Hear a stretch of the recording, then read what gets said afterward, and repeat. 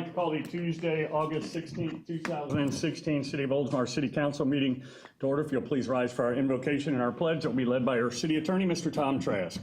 Heavenly Father, send down your blessing on this meeting of the City Council.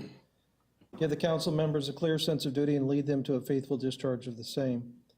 Direct them in their deliberations at this meeting so that all things may be done to the glory of thy name and the welfare of the people of the City of Oldsmar. This we pray. Amen. Amen.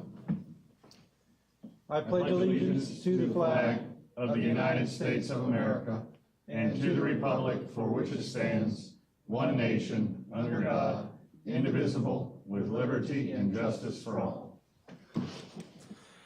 Thank you, and once again, welcome. We're going to have the citizens open forum, but the shorter you keep it, the better, because we have no air conditioning. So if we could keep the hot air to a minimum. Al?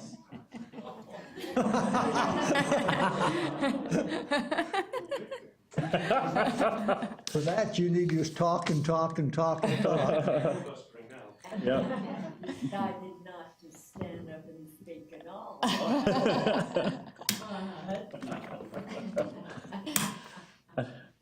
So at any rate, we'll try and get through as quick as we can. Our first is the Citizens Open and Forum. It allows you to address the City Council. We only have a couple of rules: that you keep it to no more than 5 minutes. You state your name and address clearly for the record, and you can speak towards anything on tonight's agenda because we have no public hearings. Having said that, this side of the room. Yep, Jerry. Jerry Antozzi, 509 Shore Drive East, volunteer curator with the Oldsmar Historical Society, and I'm on the Centennial Task Force Committee. And then you asked me to keep it short, and I have 3 announcements, but I'll talk fast. No. We have a couple of neat events coming up. We have a Centennial hand canceling event, September 2nd. It's a Friday. And you wonder, what's hand canceling? What does that mean? Well, for those that are here and those watching on TV, if you prepare an envelope with the correct stamp or a postcard or a package, and on September 2nd, you can go to the Oldsmar Post Office and ask for the special Centennial hand cancellation stamp. They will stamp your letter. And I don't know if I hold this up, if they can take a picture of the TV, but for those, I'll show you all first. That one right there. Yeah, can you zoom on that? You can see a letter, and then you can see the stamp, and then there's a special Centennial There you go. There you go. cancellation. You can see it. Yep. Is that cool? Because it's designed for our Centennial. So, but you need to come with the correct, or purchase it at the post office, the correct stamp. And I might have extra at the post office in case, and change. But anyway. Will you have extra stamps? Yeah, not for free, no. There's another idea Safety Harbor is going to steal from us. Oh, I think that, yes, I know Carol Zaire from the Historical Society over there. So we share. But on September 2nd, you can go to the Oldsmar Post Office during normal business hours and request the Centennial Station hand cancellation, or they'll cancel. And then the Oldsmar Post Office will keep that stamp for themselves. You can also come to the Oldsmar Historical Society. We're not usually open on Friday, but we will be open September 2nd from 10 in the morning till 2 in the afternoon, and a postal employee will be there to do it, not us, but they will be there. And our address at the Historical Society is 101 State Street West, so we're right across from City Hall. And afterwards, the Historical Society will be able to keep that stamp. There's no charge. There's no charge for this. It's just a way to give back. Other than your stamp and whatever. Right? Yeah, whatever you pay for the stamp. But to get it canceled, it's no charge. If you can't make it on September 2nd, you can send your items to our city clerk, and City of Oldsmar City Clerk at 100 State Street West, Oldsmar, Florida, 34677. And you can also, when you send your item that you want you want hand canceled, send a self-addressed return envelope, and she'll send it back. right? And they need probably have the correct stamps on that too, but anyway. And one thing that I wanted to share with you, the next thing I'm going to talk about is the Centennial Time Capsule. But the time capsule that came with this bank building, when you talk about the post office and all, that newspaper article was called the Oldsmar Oracle. It was published in 1918, and on the corner of Park and State was the drugstore. But the owner of the drugstore, his wife, was our first postmaster in 1918. It was mentioned in the paper. Very nice. And I went to go see the students at Oldsmar Elementary School today, 4 classes. So I read the paper just to see if there was anything else that I could share with them too. So that was nice to know that our first postmaster was a woman and in 1918. So it goes back that far. Our Centennial Time Capsule entries, we're looking for residents, anyone in the that have businesses. They want to give a menu, business card. My hairdresser said she was going to give a free certificate to get their hair done. So, that's 50 years later, so it's going to be 2066. But she said she would, she'd submit a free hairdo certificate. But if you want to fill out the form, go to oldsmar100.com, fill out the form, and this is free. One item is free to enter. The fifth, each person, each resident or business that puts something in will get a business size little card that says they contributed to the time capsule. The 5th grade students will get a certificate, which will be the keeper of the time capsule, because they'll be about 61 years old when it's open, and maybe 1 or 2 out of the group will remember. So one last thing. Today was very, very special. I met my guest speaker. The Oldsmar Historical Society is going to have a guest speaker September 10th. It's a Saturday from 10 to 11, and at 101 State Street West, really right up here where we have our council meetings. His name is Barney Chilton. So those that go back to the 70s and 60s will, at least the 70s, would remember him. In 2 weeks, he'll be 98 years old, sharp as can be. And let me tell you why he's put Oldsmar on the map and all. But his title was, for over 57 years, I think he said, he was a contractor. And for Oldsmar, what he did is he was a contractor for our advanced water waste treatment plant. And he brought all his documents. I gave him like 4 days to meet with me, and he chose today. I emailed yesterday, and his granddaughter brought him. And it was just a joy to talk to him. And I said, now, you're going to be coming September 10th, and we'll videotape you. So I said, remember everything you told us, because he kept on talking. So really would like all the council members and residents and all to come out and meet him, because what he did for the city was very, very important. And you can see with having an advanced wastewater treatment plant at that time allowed the city to grow and the growth. So those are my 3 announcements. And Thank you. And I was down there when he was there, and it was what a neat story. And I don't want to give it away, and I can't change anything, but and when we get to it, part of the consent docket is the approval of the agenda for the next meeting, and I would like to add him as an agenda item if the council so desires, to have him just kind of give us a short version rather than at the 5-minute part. Really, it was kind of game changer for the city of Oldsmar, and the story was neat. It was a game changer. Yeah, so if we get to that, if somebody would pull that, that'd be great, and we could add him as an actual item and put him on the agenda. So it was a very neat story. He's sharp as a tack for 98. oh, he was. He brought all his documents and shared with us. And he said he was going to bring his lovely wife of 73 years. 70-something years. Yes, as well. So one last on a note to smile on, in the Oldsmar Oracle, and this is for Dan really, there was this little article, so I typed it, but it said, a man who came to Oldsmar nearly bald on top of his head, has gone around bareheaded much of the time, and now has a pretty fair crop of hair on the former skating rink. We don't claim this will happen in every case, but we will mention it as an encouragement to some of our friends.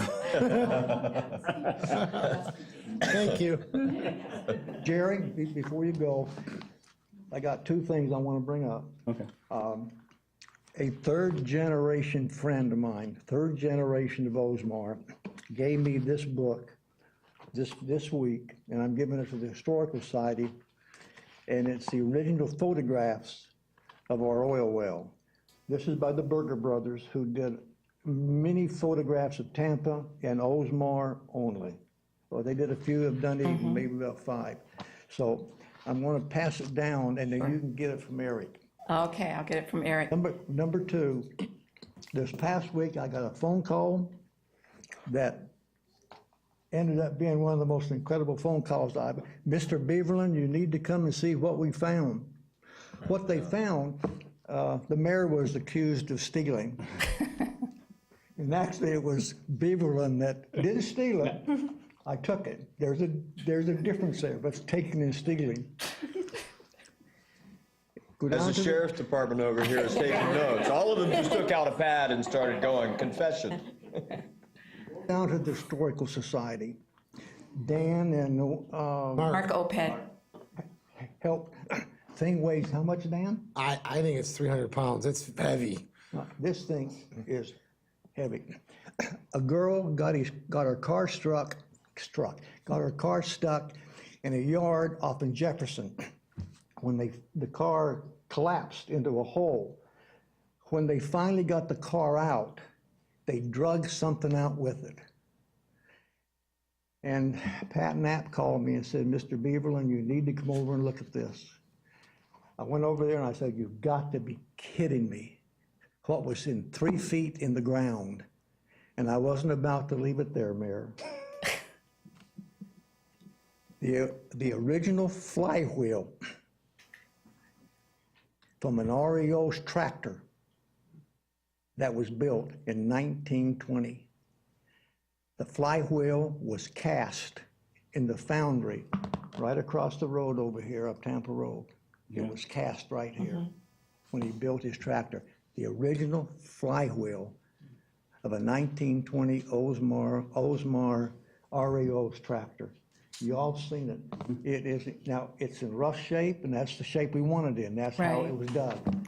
Now, what are the chances of finding a flywheel from 1920? Now, I talked to the city manager, and we're gonna go over there with our, Gizmo Doolally. we're gonna go over that whole yard. With their permission, right? Yes. We'll take their picture, right? The renters will take. Well, now, Don't forget the air's not on. either Dan or Doug, they're gonna contact the girl and the people. I get it. And we're gonna put them in a photograph, in a frame, and put them by the flagpole. Go down and look. Y'all may not get excited about this, but I'm excited about it. Well, thank you That's it. so much. It'll be in the museum for anyone that wants to come. We'll take a picture of it and put it on Facebook, or on the website too. Thank you. Thanks, you. Jerry. And the mayor did not steal it. Anybody else on that side of the room? Anybody else in the room like to address the council? Seeing no one, will close the citizens' open forum. The mayor's minute, if I can find it here somewhere. Oh, Cindy, okay, sorry.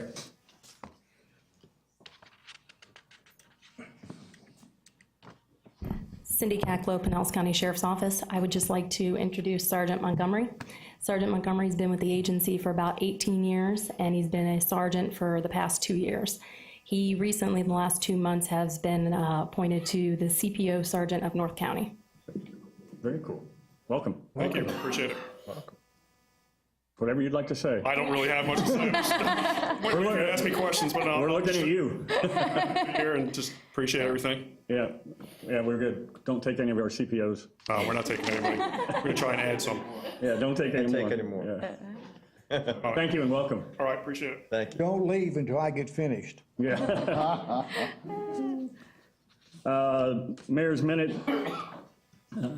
Public information meeting at Harbor Palms was rained out, and new date is to be announced on that, so look forward to that. They can find that, on our website, myoldsmar.com, and do we notice people as well, or? Yeah, we'll put the same notice in. Annual legislative luncheon was last Wednesday, August 10th, East Lake Woodlands Country Club. Recap of Congressman Bilirakis', State Representative Chris Latvala, and Chris Sprouls and also County Commissioners Long and Justice, and School Board Member Ken Peluso, and Mayor Haddock was there as well. So they referred to him as mayor. So, but it was interesting to see what's all gone on, and I got to tell you, our local representatives really work hard for not only Pinellas County, but the city of Oldsmar too. Also, this past Saturday, Guns and Hoses, a hot wing eating contest at Buffalo Wild Wings. All the proceeds, it was Guns and Hoses, the police against the firefighters, proceeds donated to the families of fallen police officers. And I was gonna say who won, but with all you green shirts out there, I'll probably just hold that for another day. Upcoming events, Ready, Set, Rio. Good luck to the BMX Olympians. We actually have a couple of them here.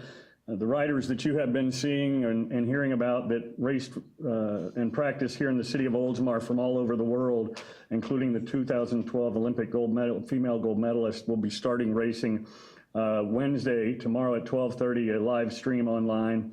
Also Thursday, they're racing, and then the finals for both the men's and women's is live Friday on NBC at 2 o'clock. So it's exciting that a lot of those people were right here in the city of Oldsmar, and if you were out there, probably had a chance to interact with them, and really neat. It's really neat to be part of that. So we'll be in Fort Lauderdale that day, so I may take my red, white, and blue BMX shirt with me in honor of that. So that's exciting. So be cheering, and cheer for them all, especially the U.S., but we like them all because they made our city home.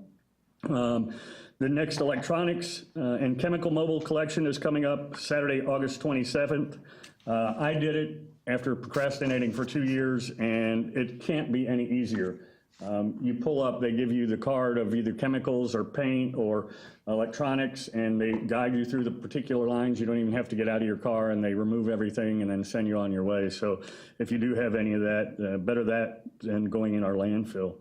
Also, celebrate Oldsmar with fireworks both nights. That's coming up Friday, September 2nd at 6 to 10 p.m. Also Saturday, September 3rd, noon to 10 at Ari Olds Park. Free parking and admission. Radio Crime Friday night. Feeling Groovy and the Superstars Saturday.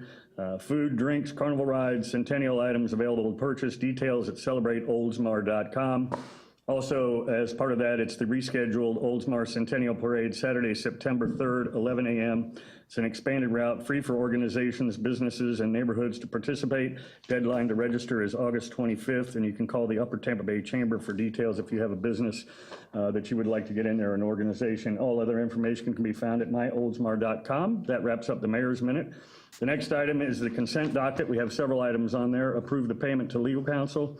Number 2, waive the bid requirements and award the contract for purchase of a 2016 Caterpillar 416 backhoe under the same terms and conditions as the Florida Sheriff's Association and Florida Association of Counties bid 15-13-0904 dated 10/1/2015 to 9/30/2016 and PB 16-01. Also waive the bid requirements and award the contract for purchase of stormwater and sanitary sewer cleaning and televising inspection services associated with the Harbor Palms infrastructure project. Layne Inliner, LLC, under the same terms and conditions as the City of Clearwater, Florida bids 13-0045 EN and 14-0025 UT dated 05/01/214 and 05/05/215 respectively, and PB 16-020 A and B. And the final item is approve the tentative agenda for the September 6, 2016 meeting. Does anybody wish to pull anything? 4. Mr. Mayor, I'd like to pull item number 4. Okay, pull item number 4. Anybody wish to pull anything else? If not, I need a motion. So moved. Second? Second. Motion and a second. All those in favor? Aye. Aye. Item number 4, what would be the amendment? I'd like to add to the tentative agenda, guest speaker. Bernie Barney Shelton. Chilton. Thank you. Barney Chilton. So we will do that and make that an agenda item, duly noted.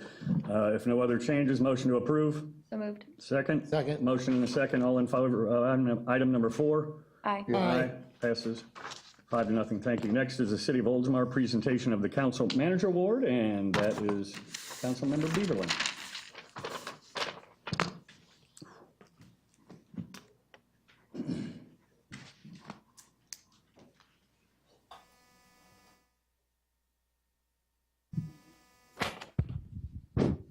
This is an honor for me for a lot of reasons. Cindy,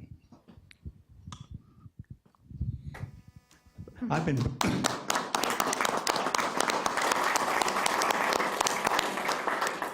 practicing this name for 2 weeks. Cindy Kakalo. I did it right. Walk up here and face the camera. We're going to have y'all come up here in a minute.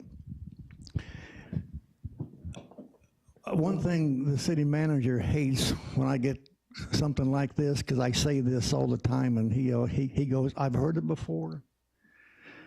And that's, I'm going to say it again.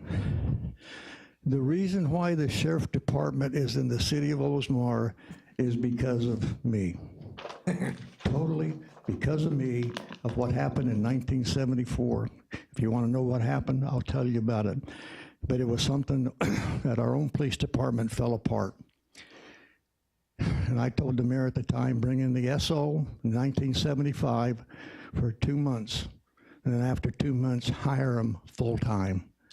And so I'm proud that you all are here. I had a little bit to do with that. Now, Cindy Kakalo, she is I'm going to read this part, is a Pinellas County deputy assigned to the Oldsmar Community Policing Unit, which is extremely important to the city of Oldsmar. What year did we start that, Bruce? Council Manager Award? No, CPOs. Oh, the community policing. I don't know, You probably guys know? 15 plus years ago. Okay, 15 plus years ago, that's good enough. We'll go with that. It has been extremely successful in this city. We have had some of the most incredible community policing SO in this city, and we're proud. And we're proud that Cindy is now part of that group. She graduated from the Police Academy in 2007 in Hartford, Connecticut, where she then worked for the East Haven Police Department. Deputy Kakalo and family located to Florida, which was a good idea, in 2011, and she started working for the Pinellas County Sheriff's Office in 2014, which was another good decision. And Deputy Kakalo has been with the Oldsmar Community Policing Unit since February 21st of 2000. You're new here.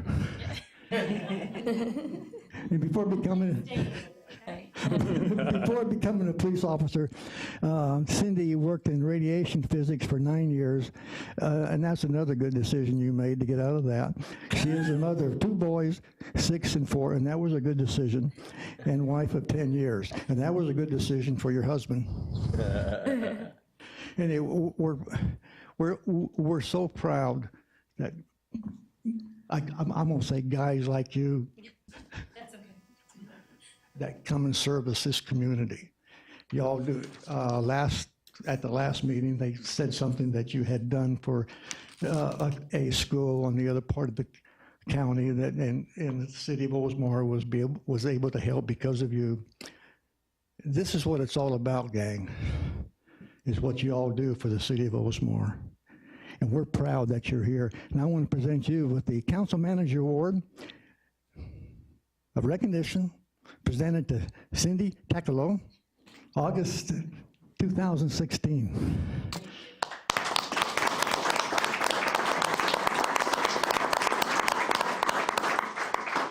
Now I want all of y'all to come up here so she can introduce you. I'm going to put her on the spot. All of y'all. Cindy, do you feel better that he approves of all your life choices? Yes, I do. Thank you. The one in the back, right behind. Okay, so this is Captain Peterson. This is John Saxey. Corporal Clace, most of you know Corporal Clace. Aaron Bresnay. Sergeant Montgomery, and my husband, Chris Cacklo.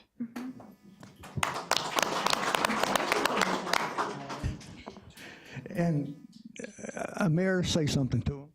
How much you appreciate him.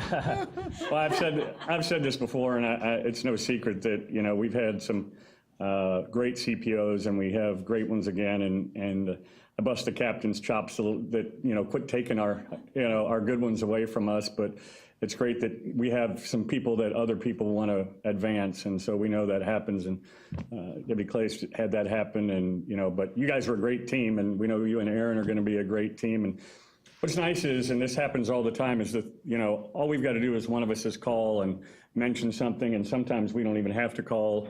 I know you did something with to help the church out, or a resident over by the church.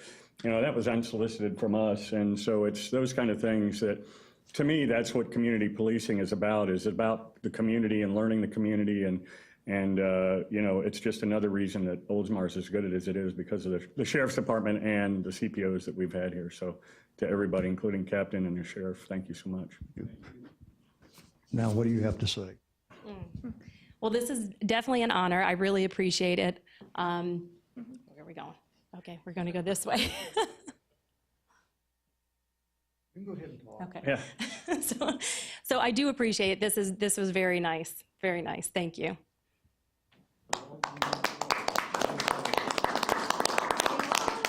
You kind of have to scrunch together. I'll stand here. Tell me where. I'll go in the front. You can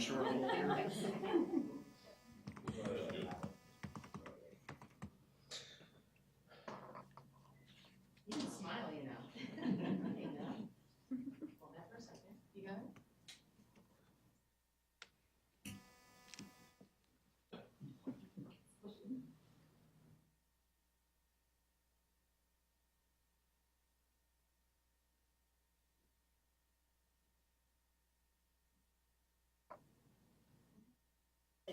Congratulations. I want to thank all of y'all.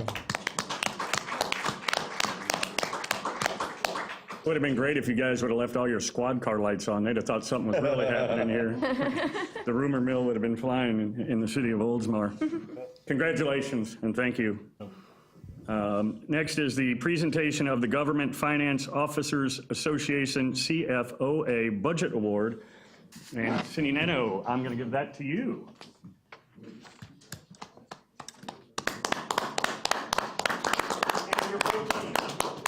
Does that mean we get out too, or no? No? So, yet again, we get this, and I asked earlier today, is this an award that weighs like 40 pounds? Mayor, do you need the microphone?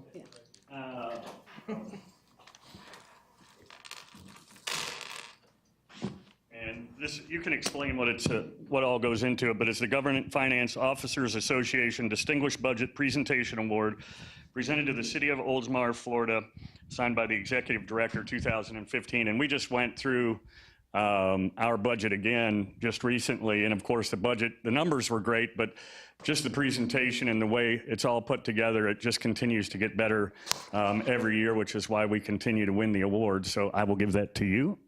If you could introduce your team and tell us a little bit about kind of what goes into that and really what they're looking for. It's not just about the numbers, I assume. Right. The intention of the budget has really moved from being just a bunch of numbers to make the document a communication device. And the document, we've put a lot into it over the years. It's if you look at one of the older ones from maybe 5 years ago, it's completely different than our document now. I think our new one that was just presented to the council is the best one yet, so we're pretty excited about it. We have a whole slew of checklist items that we have to go through to make sure that everything is included. They want to have history of the city. They want to have demographic information. Just about anything you can kind of imagine about the city, they want to make sure we have it in there. So it's a really a great program, and we're very honored to be able to present this for the city. And you guys make it easy to make the city look good. So this is Garrett Zieliff, our financial and budget and financial analyst. And he does a great deal of work on the budget. This is Amy Ratliff, she's our accounting supervisor, and she does most of the payroll number crunching. Great. And do you want to say anything, Garrett? I'd just like to emphasize that it is a team effort. There's, Cindy, Al, Amy and I, but it involves a whole bunch more people than that. Obviously, counsel and Bruce, and we have a team of, I don't know, 10 people that probably have their hands in it. Starts in January, early February, and goes until October. So it's a big group effort.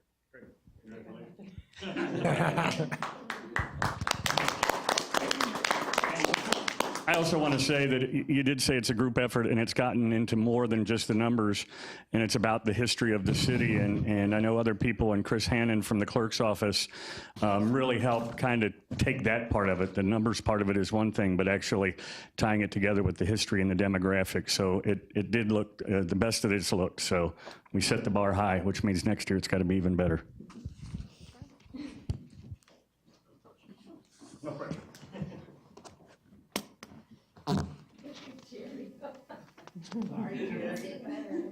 He's photobombing.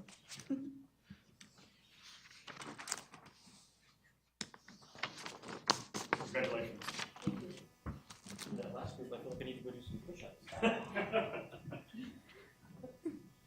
And start your shirts, right?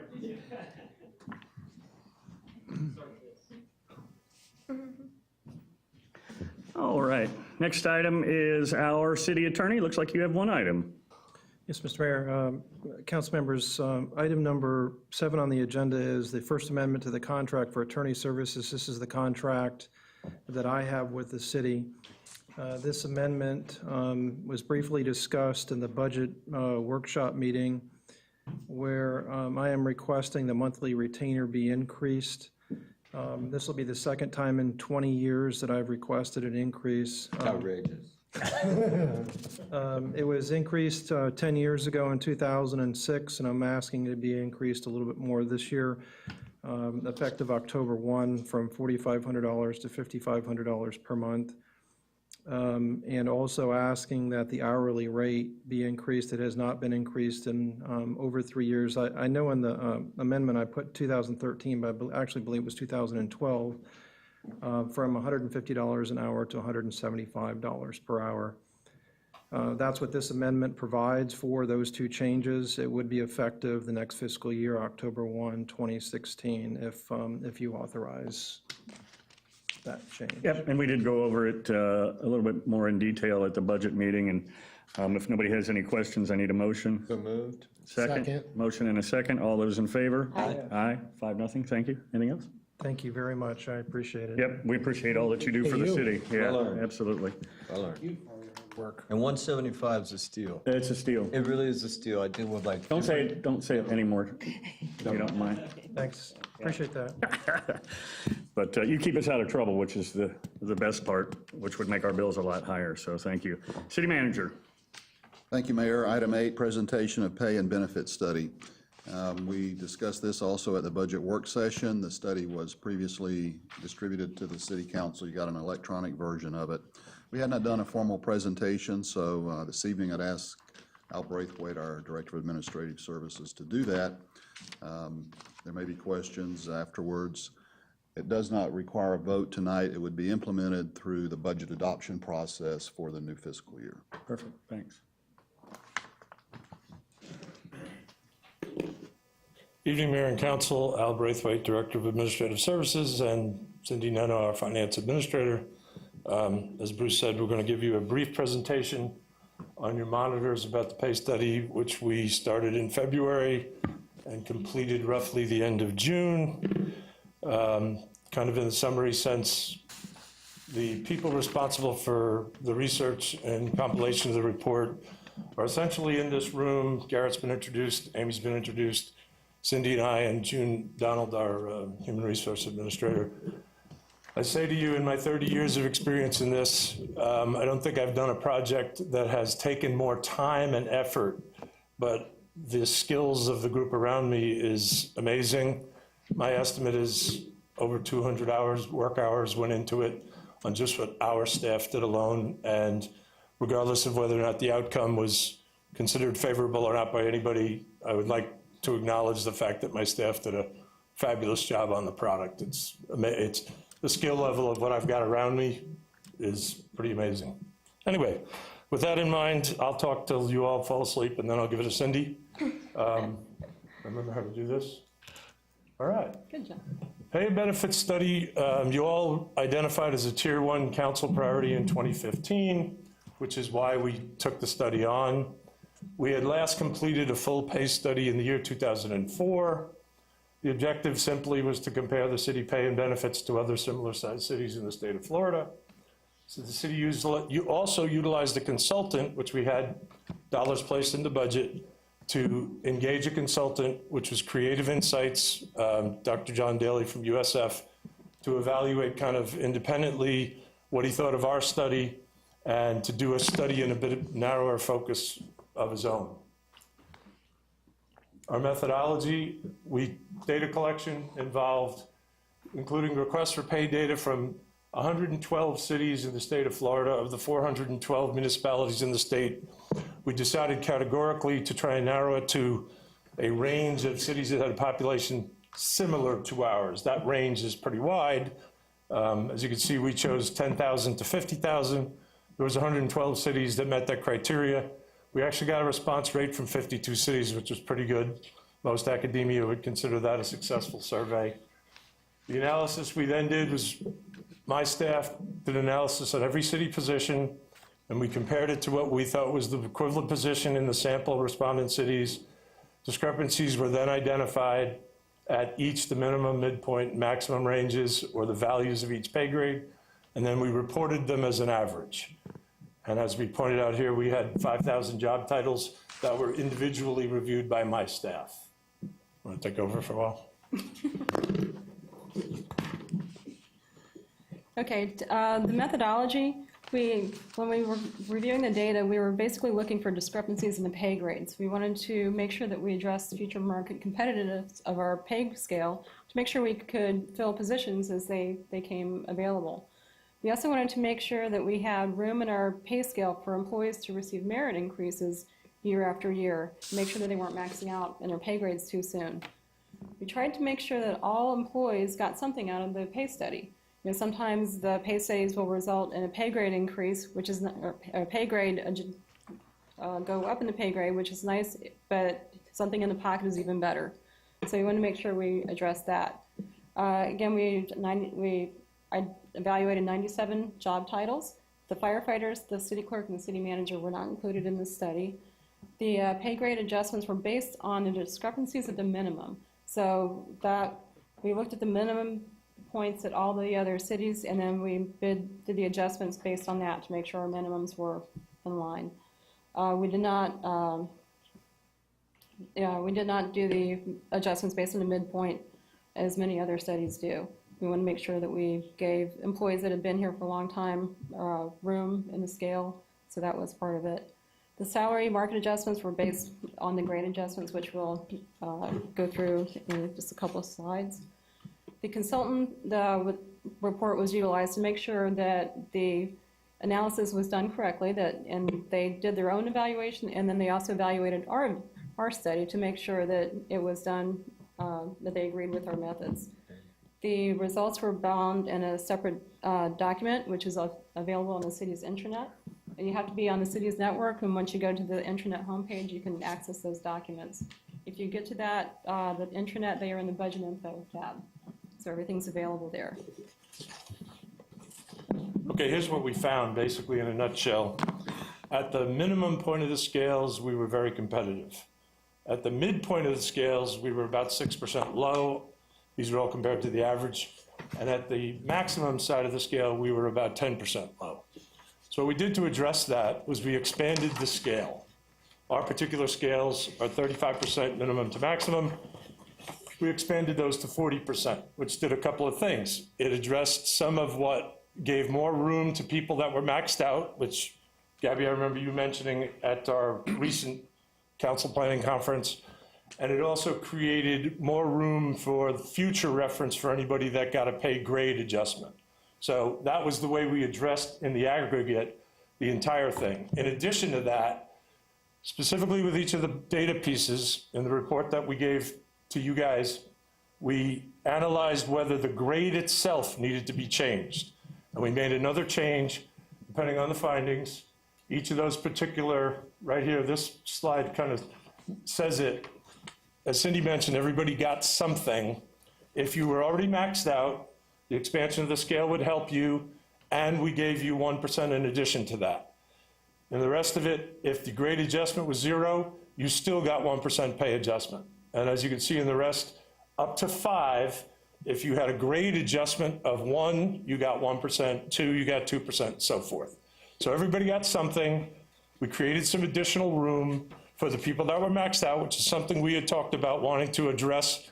My particular point in past studies I had seen was that previous studies, and many of the studies I've seen, seem to favor the people that were here the least amount of time, which in my mentality was kind of like, well, I'm not sure we should reward them more so than we should reward the people that had been with us for a long period of time.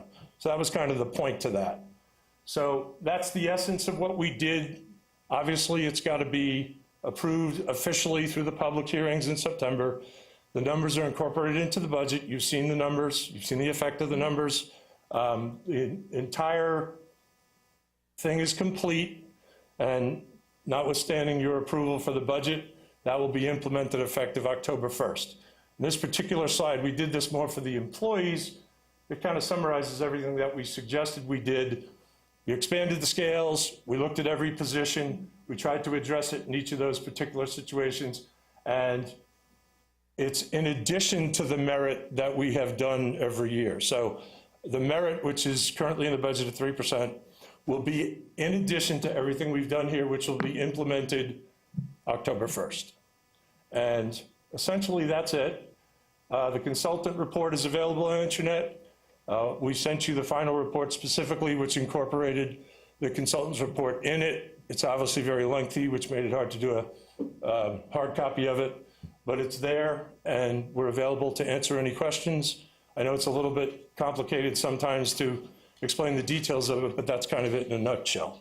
Okay, thank you. And before, I have a couple of questions, but before we do that, I just want to clarify, I think, and correct me if I'm wrong, Counsel, but, the reason we did this, and we discussed it at our workshop last year, was we wanted to make sure that we were a city that was still competitive with the other cities in the area, not only to keep the employees that we have, we felt that that was very important, but with the economy changing, we also felt that we wanted to be able to be attractive to those if we wanted to hire people. So I think if I'm correct in that, that was pretty much the basis of why we wanted to move forward with it. I'll save my questions if anybody has questions. And also to add to that is the fact that we have some real world examples over the last 6 months, maybe longer, I'm not sure, but where we've lost people. Sure. To our, fellow municipalities or counties, came in here and got experience and did well, and, we lost them. So it's a matter of staying competitive and keeping quality here. So. Especially within the government, we don't really have a lot of control over if somebody left and went to the private sector, because we just can't compete and don't have the ability to compete with the private sector. But definitely from a governmental standpoint, we wanted to be competitive. And this is the most incredible city in the state of Florida. We just want to make sure that we stay the most incredible city in the state of Florida. Questions? I'll start with the No, Vice Mayor. I don't have any questions. I appreciate the time that everyone put into this project. It's a really important one for continuity and long term for the city. So good work. Councilmember? I just want to say thank you for all your hard work, and it is very important that we keep our employees happy. And I just want to say everyone in your department does an outstanding job, including all the other employees in the city of Oldsmar. Thank you for all your hard work. Thank you, sir. Councilmember Beaverland? That's my comments. Okay. Y'all are Step down. Y'all are incredible. Councilmember? Question. I have a quick question, because it's been since 2004 that we've done this.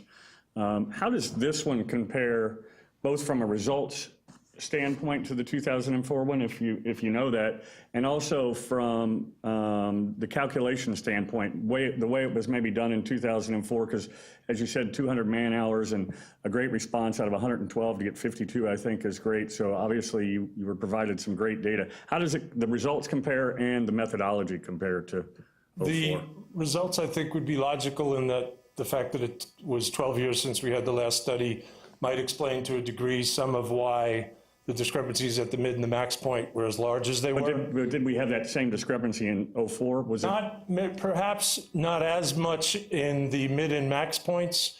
The approach, back to the methodology, was considerably different in that the consultant we hired to do that study came up with a formula that was kind of his own, how we were to approach the correction or the market adjustment, if you will. And that's what I had commented on about how the scale itself, depending on the study, and many I've seen do this, can create a situation where you're actually comparing everything to the midpoint. And because you're comparing everything to the midpoint, you tend to give the people who are below the midpoint, which are the people that haven't worked with you for very long, a greater raise.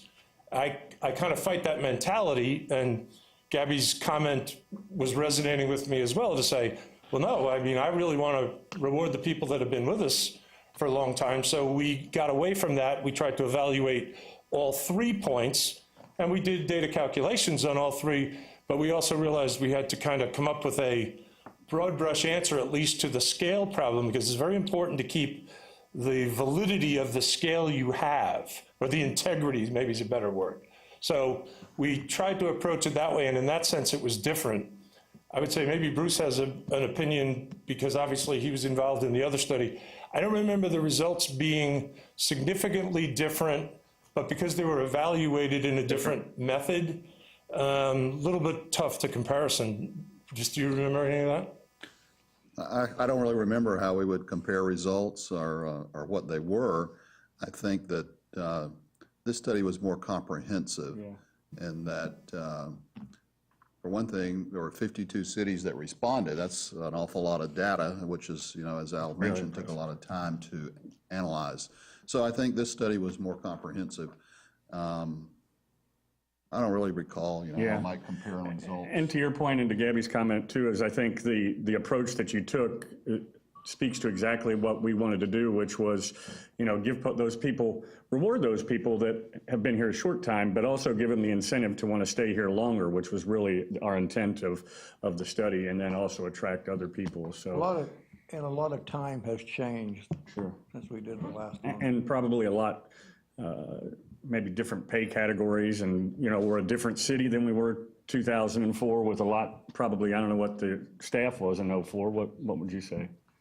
It's from 125 maybe. Was it? Probably, something like that. But we've also added a lot of new technical features and things like that. So I'm impressed that the staff overall is okay with the 10% cut in staffing to pay for those. I mean, that's amazing. That was a joke. It does, right. It's a joke. It's true, yeah, it does. Especially in finance. No, excuse me, Mayor, I also didn't want to lose track of the fact that part of the goal was and benefits. The core analysis and the benefits was done by the independent consultant, and I will stand by this. Our benefits compare with everybody's. You might find one thing that one city does well. It's an extremely difficult comparison to make apples to apples, but I didn't really touch on it from the staff standpoint because we pretty much stayed on pay. The consultant himself, based on input data that we gave him that we wanted, perform the benefit side of that. My conclusion to that would be, I still stand by my statement. Our benefits compare favorably and no worse than equally to anywhere you're going to find in a municipality in the state of Florida, period. Right. And I'll just close with telling you this, and I won't mention names, and things like this can really have a change on somebody.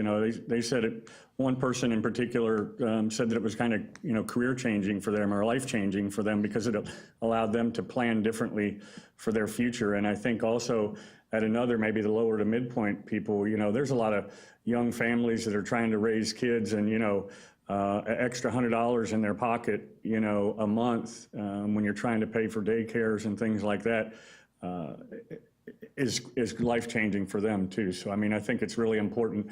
And it's not so much about the money, it's about what's needed to be done since 2004, which is to make sure that everybody's paid fairly for what the job is that they're doing, so.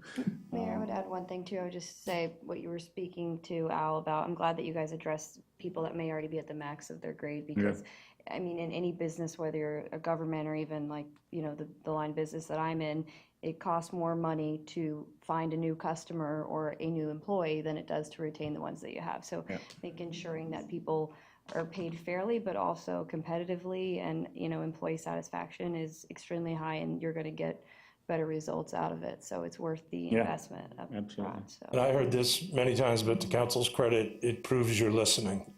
It's a natural thing for the employees. You know, they want more and more money, but I think there was a great morale boost from the standpoint that you guys directed us to do something official about it. And I've heard that more than once. Good. Well, thank you. And thank you for all your work. And thank you. Again, making this a great city to live, work, and play at, so.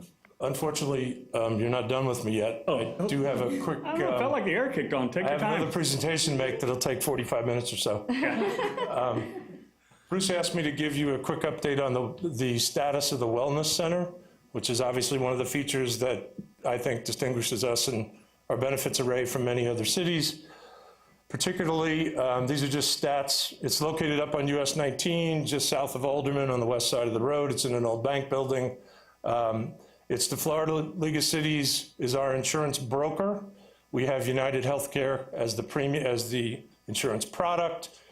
The CARE ATC is the administrator of the clinic. So if you hear any of those terms, CARE ATC are kind of the medical professionals that are contracted with by the league on our behalf, and the purpose of the Wellness Center is to actually provide primary care services to keep costs out of the plan. The savings comes from treating people through the center as opposed to putting them through copays and regular primary care visits the way we all used to do. So just kind of quickly, I think I did that to myself. As you know, the center opened in 2013. We've just close to completing our year 3, our third year of the first contract. I would say it's been a success. As you know, we share the facility with City of Tarpon Springs. The 70-30 is based on the number of insured lives. Tarpon's the largest city, has more people in the plan. So they pay 70% of the lease cost, we pay 30%, but that's how we split up the cost of the facility. This is just a participation summary. Purpose is to show you that the participation continues to increase.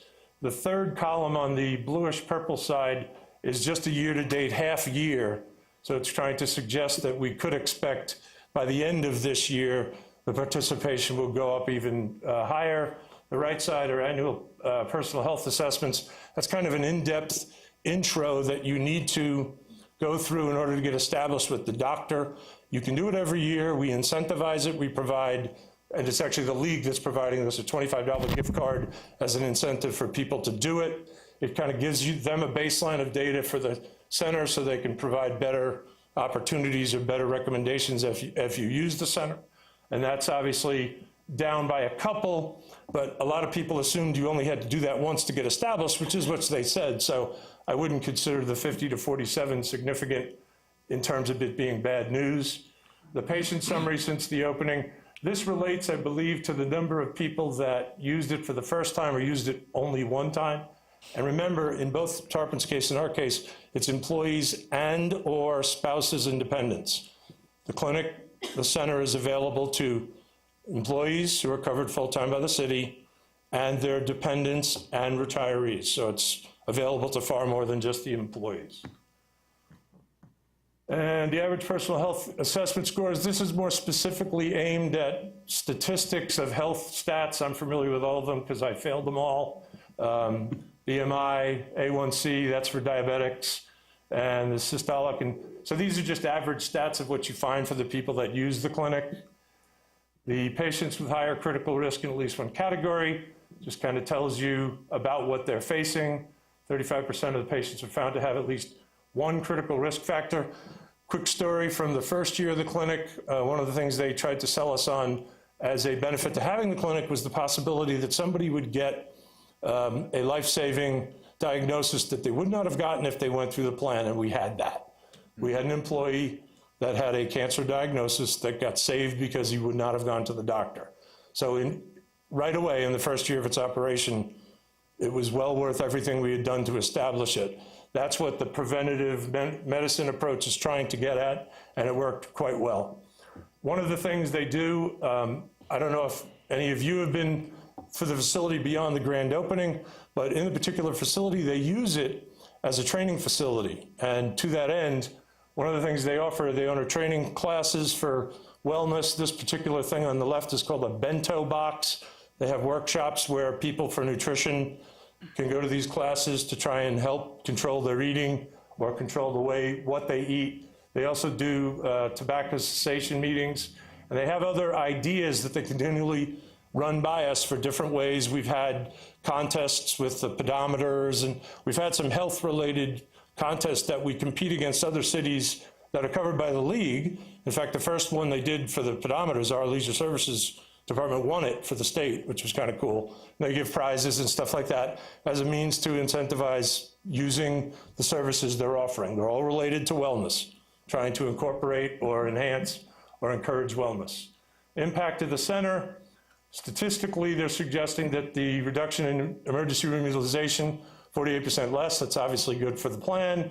Specialty care, also cost reduction on the outpatient specialty care, 14.3%. Don't know what that translates to financially specifically, but we do have a couple of other figures here.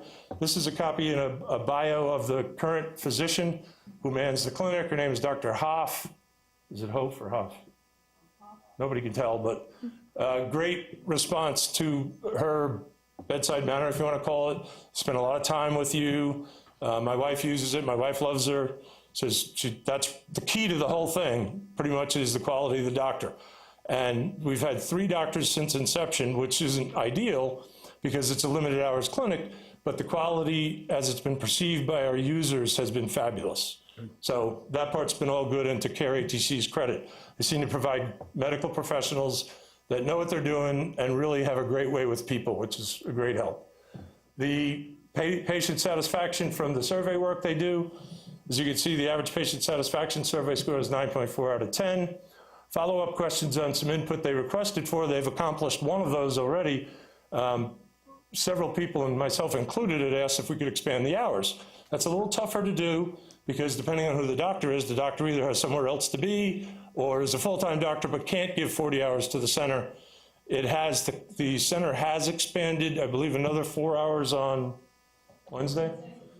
We originally had 3 days open, now we have 4, and it's got to be justified by the usage. So that's another good sign that the utilization is there. They're opening it for more hours. The possibly have Friday hours hasn't happened yet, but we're working on that. And the financial summary, this is really, I'm not going to go into any details here, except that I'd ask you to look at the one that says office visits. Because in year 1, the number of services provided was 290, 308, and in half of this year, it's pretty close to, I can't see that far, apologize. 260.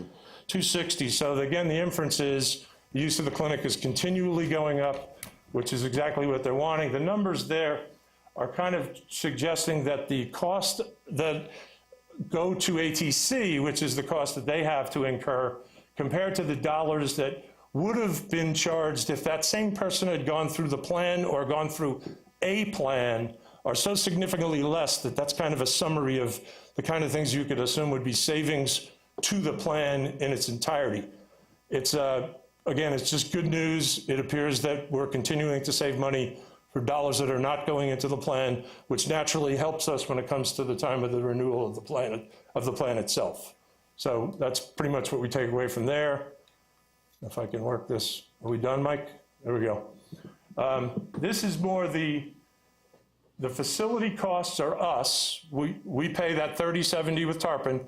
And one other piece of good news there, because CARE ATC had called me last week and said they're going to use the facility for the next renewal for continue to use it for training, so they're now going to pay a portion of the rental. Oh. So our rental costs will actually go down a little bit. It won't be $30.70, it'll be us, I think they're taking 21, we'll take 25, and Tarpon will pay the rest. So that'll help us a little bit to offset the tiny increase we had in the plan itself, but it was good news. So, and it also tells us that ATC has a commitment to the facility. Sure. So I think that's another good sign. The bottom part is actually the dollars of what it would ATC would pay that would go through, that actually does go through the health plan. They have operational cost, they have admin cost. That's just the year, 1 year to year 2 looks like it's down a little. This year looks like it might go up a little bit. And that's essentially how we're doing. I think it's doing well. We continue to try and incentivize the use of it. No bad news to report there, and that's kind of where we're at right now. Is this also, I saw the line item on there, it includes prescriptions as well? It's what I would refer to as a limited formulary, but it does include free prescriptions. So if you're a member and you use the center, if you take or get a prescription of something they offer, it's free. The only limit that I think I understand is 30 days at a time. Like I have a few medications that are mail order because you can save some money and get 3 months at a time. They won't do that, but you make a visit once a month and those are free. Huh? Yeah, and at the time, we were the first fully insured municipal wellness center in the state. Now, that's a little bit probably more than we need to talk about. But at the time, I mean, there's been others that have sprouted up, but it was kind of it was the league had an idea and wanted to push this because a lot of other people are offering it, but it's been great. Only question I have is, and I don't know that you even know this or they track it, but the expenses is 70-30 proportionately between us and Tarpon. Do we know usage-wise how that shakes out? Well, Clay, the director of the health trust or the health account representative, is not allowed to tell me that specifically, but his general comment is that they're very satisfied with our utilization. Tarpon has a little bit of pressure because they have that relationship with Florida Hospital, and he hasn't said that they're not doing well, but he emphasized whether it was for effect or not, that they're very excited about the utilization that we have. Good. And the other question is, we were talking at one time about seeing if we can include another city. I can't remember which one it was. Safety Harbor? Most often, it's been Safety Harbor. They do not utilize the Florida League of Cities, so that's kind of how the they... marriage doesn't really work. That's one way to describe it, yes. They got a different partner. Right, yeah. And we do know of a couple of other agents, like I'm in constant contact with Clay to try and make sure we know that if somebody is available, for example, Palm Harbor Fire is now with the league, but they can't use the center because they have a high deductible plan. If we had a high deductible plan, the deal would be different. So we're constantly trying to make sure we know, because obviously it would be to our benefit to force them to open it wider, even if we added another client. So I'm on that. We're trying to make sure we know if anybody gets to the point where they're eligible. Right, because for us, it could offer extended hours Absolutely. and days and services and so on and so forth. So. Absolutely. Any other questions? No? Very Great job. creative. Yeah, great. I love Yeah, seeing it. thanks, You know, great. the Thank you. Healthcare costs have been so crazy. Oh, yeah. I know Bruce and I were talking about this one day. I mean, we pay 100% of our employees at our company, right? We're one of the few that still do that, but you do it as well. And I'll tell you, one of the big challenges with the rate increases, we had to come up with a creative way to, because we pay for our employee, they pay for their spouse and dependents. And the rates were going up so high, it wasn't even a matter of us not having the willingness to pay the fees. But once we did it, they couldn't, our employees started to get to a point where they almost couldn't afford to pay to cover their spouses. And so I think, especially for a city to be that creative, we came up with a way to solve it. And we jacked the deductible up. But Force then somebody to get divorced or something? But then we self-insured for anything over a certain dollar amount, so it kept the premium, the deductible the same. Yeah. And we actually ended up with a windfall over it because it kept our rate down, and we haven't experienced the losses on it. But it's one of those things that you got to track and do But for us to come up with something like that, and I've got to believe that for our employees, it's got to promote, hey, don't hesitate, go in and go get checked out. Why mess with it? So, great job. Great, yeah, Outstanding absolutely. work. Good program. Yeah, good deal. Love to see it expand. Thank you, Al and your staff. That's all. City Clerk, do you have anything? Any deadlines coming up or anything for elections or? Isn't there an election this year? I think there is. There's a primary coming up on the 30th. Yeah. And so go out there and vote, because you don't have to be Republican or Democrat to vote in it. There are other things, county offices and an amendment to consider. So have your say, have your vote. Thanks. Council by comments or city council comments. Councilmember Beaverland. Y'all be real careful on your travel to the League of Cities, all of you. You're not going? You know that. I don't go to those things, but y'all be careful. There goes our pyramid. Y'all be careful. And thank y'all for who you are. Thanks. Councilmember McGee? I wanted to let Jerry know I won't be in town on the 10th for the speaker. I actually have to be in New York that week for work. And then I know we're gone this week for the Florida League Conference, and then I actually go straight to Vegas for Cisco's Global Sales Conference, so I'll actually be gone for the next 8 days. But I did want to find out, and I could ask you offline, but I didn't know if anyone else knew, if we knew where we needed to be for the ethics course? It's in our packet that we have. Okay. It's a room number or banquet thing or something. It's in there. It's in the Okay. packet. All right, that's all I have. At 8 o'clock in the morning. Yep. Ethics course. 8 AM, be there, All you gotta do is be there, to be honest with you. That's all they care, that you're there. as long as they have coffee, I don't drink maybe coffee. a donut. Vice Mayor? I knew you were going to say. Thank you, Mr. Mayor. I do have a couple of items. One, I know all of us, I believe all of us got the email from Ms. Bessemer regarding the horse trails and also the community pool. I'm not going to comment on the horse trails part, other than, do we have an ETA on the requirements document? I think it's going to be mid-October, and I'm planning to take it to the Leisure Services Advisory Board at their November meeting. Okay. Did you talk to her? I was emailing back and forth with her. On the community pool, some of you probably remember this. It was, I don't know how many years ago it was. I worked on the committee back then for the city with the YMCA when we attempted to cut a deal and bring them in and establish. 97. Was it 97? Oh, I think it's sooner than that. Yeah, I'm not. I think it's more recent than that. No. But in any event, but if you'll recall, we made quite a bit of progress. The economy changed. They backed away because I think they were having some difficulties with. That's when we started it. Well, the fundraising part, I mean, there was quite a few of us who were pretty active in the capital campaign, but it was a bigger picture issue, I think, where some of the other properties they had recently launched were struggling on the follow-through, on the campaign, and I think, I think the parent company was, Yeah, well, I think it was just, the economy. But it makes me wonder with the uptick, whether or not it would make sense for us to reach out to them and just kind of start a dialogue. This is not something that happens overnight, obviously, but, just kind of put a feeler out to see, is there an interest, is the plan kind of takes time to germinate and everything. I But talked to her, I actually called her and talked to her on both issues, and similar to what you said, I mentioned the YMCA, and I don't know if it's been at one of our workshops that we talked about it, when we're talking about the facility that we might put in by the library down the road. And I know Bruce and I have had the same conversation that you had about the YMCA, and be it them or if there's other organizations, is it worth reaching out and just saying, are you still doing this? Do you have too many, I think the demographics in North County have somewhat changed since 97. And, so I think it might be worth reaching out to them and at least just say, and they may just say, no, we're not. Bruce, maybe it's something that you can do, reaching out to them and just getting a sense of what the appetite might be. The Y was they're a great one to work with because, Organization. they'll run it well and so forth. We gave them 2 locations.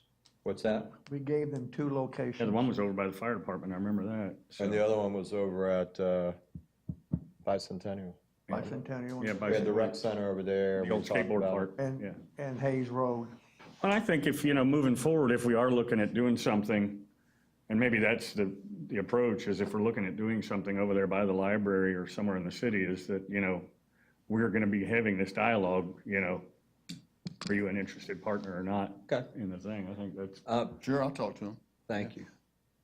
The other day, Jerry and I got a call from Waive, Wright, about coming over, and they were having an issue down at the end of Racetrack Road where the Cal Atlantic development, which is over on the other side, on the Hillsborough side, they were actually pumping after the big rain. They were pumping the floodwater that was trapped on their side across the road into Oldsmar, and it was creating some flooding and so forth. And so we had a very nice conversation with the gentleman from Hillsborough County who happened to come out at the time.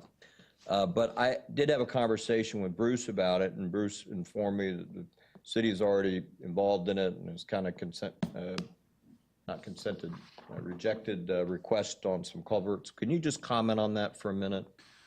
Sure. We've had discussions and meetings with Hillsborough County staff on that issue going back to the fall of last year, at least, 2015. And basically, we have indicated to them that we would not accept additional stormwater coming from Hillsborough County. We've given a couple of suggestions of things that could be done on the Hillsborough County side. I don't know that that would be the complete solution, but it might be some improvement. I would point out also that the rain events last week would not be considered normal rain events. But historically, they haven't really done any maintenance of any kind of stormwater maintenance on Racetrack Road. I mean, that would be a start. But anyhow, we're still amenable to dialogue, but we don't plan to take any additional stormwater. The city did go out and stop. I think Rick went out there and said, shut that pump off. Yeah. Well, they never have done anything correct on South Racetrack. In fact, they didn't do anything correct on North Racetrack Road. In fact, they even tried that on North Racetrack Road years ago. To keep it brief, when they 4-laned it or 6-laned it, that took care of a lot of problems. But they. Well, I bring it up to council to make council aware of it. I wasn't aware of it. I don't know that I would have been. It sounds as if our staff already is rejecting any willingness to accept additional stormwater. It was, you could clearly see some people had taken some videos of where the ditches might normally sit, suddenly were backed up closer to people's yards and so forth. I do agree it was pretty extraordinary rain event, but it wasn't by far the worst rain event we've had over here either. And so I mentioned it to put everybody just kind of aware. So I would say that if, we finally find we're getting calls that Hillsborough is taking a more aggressive step, but fix their own probably should respond swiftly, and staff sounds like they already are. I will say this, that the vice mayor was very dramatic in his approach. They didn't walk away and say, what did he say? Or what did he mean? Well, I was just trying to explain to the gentleman how we felt at the moment. And that's all I have. Councilmember Strachey? All right, thank you, Mayor. First of all, I want to just mention that our centennial concert on October 1st, the first row of the suites are sold out. I think we have 2 N units left. The second row, we only have 4 N units left. So we're selling third row boxes of 8 seats. And Mayor, I need you to help me sell some. Again, that's October 1st, 5 to 10. Come on out for the centennial concert. Advertising started this Monday, so we're excited, on the radio. The wheel that Jerry supposedly or you stole, that was found by Elizabeth Loynes. She works at Jack Willie's. She actually is the one who physically dug it out of the ground.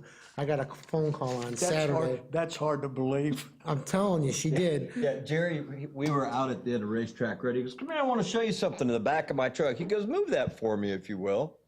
That was You cool. couldn't pick That was just. I can't pick it up.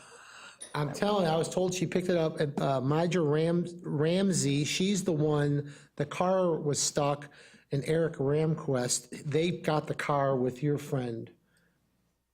Pat pulled out the car, and that's when they found that wheel that's downstairs. And that's when Pat called me.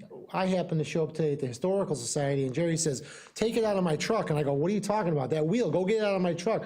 We went over, Mark and I picked that thing up. I'm telling you, it was really heavy. You got to see the size of this thing. I mean, it doesn't look like it's heavy, but it is. It really is. That's the first thing. The third thing I want to talk about is I went to visit my daughter down in Fort Myers with my grandsons, and I'm kind of hooked on watching local channels because of our local channel. Anyways, there was the recycle company down there in Fort Myers, and the garbage company had an actual video that was educating the community about how to recycle properly, the proper waste management, and also the proper taking care of your limbs from your tree. Well, I love the idea, so I called Republic Services and talked to Seth about it, and I said, this is a great idea. You really need to be doing this for the city of Oldsmar to educate the people. It was a great learning thing that I kind of like couldn't keep my eyes off of them. Well, they love the idea. They called the headquarters in New York City. They want to do the video for the city of Oldsmar. We're going to be running a video about the garbage, waste, and the recyclables here in the city of Oldsmar. And they want to talk about that on Friday night at the convention with all of us and get some brainstorming ideas on doing the presentation and the video, getting the mayor involved and all the city council involved in doing the video to educate the city of Oldsmar and running on our TV show. So I just wanted to share that with you. Great. And then last thing, congratulations on your budget award. Thank you for all you do. Good job. I meant to say congratulations on the budget award and also to Cindy. So. Yep, congratulations to everybody. I really don't have much, and because Gabby was remiss in her duties, happy birthday to Ann, who is turning Tomorrow. tomorrow. Oh, wow. Thank you. I was distracted by my dad's birthday, which is today. Sorry. Well, happy birthday to your dad and to Ann. And so who else has got a birthday? Didn't somebody else got one? Your son's got one coming up, right? Yeah, same day. Same day, yeah. So you want- 17th. you He's want- 17 on the 17th. The big 5-0. He's not 17 on the Mayor. 17th. Y'all need to sing happy birthday to her. All right. Why did we say y'all? You're part of this. I can't. Go ahead, lead us off, because it's a milestone one. Happy Birthday to you, happy birthday to you, happy birthday, dear Ann, happy birthday to you. 25, all right. And we didn't get a cake approved in the budget, so that's Al's group probably why we sorry about that, you know, it's. Anything else from anybody up here? If nothing else, adjourn.